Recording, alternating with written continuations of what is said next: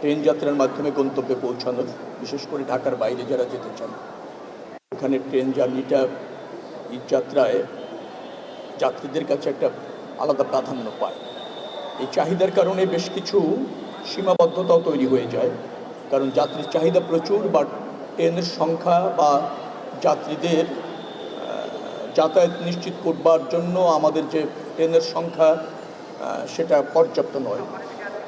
আমরা 32,000 আন্তনগর ট্রেনে প্রতিদিন যাত্রার সুযোগ করে দিতে পারি।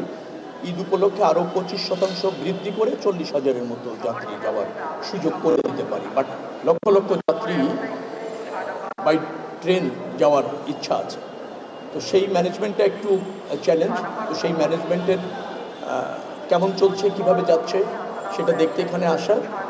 তো আমি অনির্ধারিতভাবে গিয়েছি, যে কোন ট্রেনটাতে যাব, কিভাবে যাব, কখন যাব, এরকমভাবে একেবারে নির্ধারিত ছিল না। যে ট্রেনটাতে আমি উঠলাম, দুটি ট্রেন, তো আমার কাছে পরিবেশ, যাত্রীদের সন্তুষ্টি বেশ ভালো মনে হয়েছে।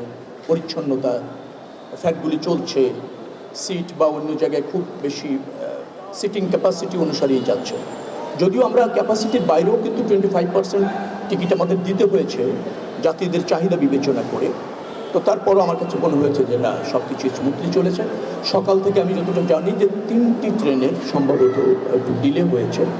একটা হলো আসতে দেরি করেছে, সেটা হুইল স্লিপ করেছিল, সেটাও একটা অনাকাঙ্ক্ষিতভাবে ট্রেন লাইনের উপর প্রচুর খড়, ওটাকে বলা হয় ধানের অবশিষ্ট অংশ আর কি, খড় আমাদের এলাকায় যেটা বলে, সেটা নেড়ে দেয় আর কি, শুকানোর জন্য দিয়ে দেয়, তাতে স্লিপ করেছে হুইল। তো সেই কারণে সেখানে গিয়ে আবার আমাদের ট্রেন দিয়ে নিয়ে আসতে হয়েছে,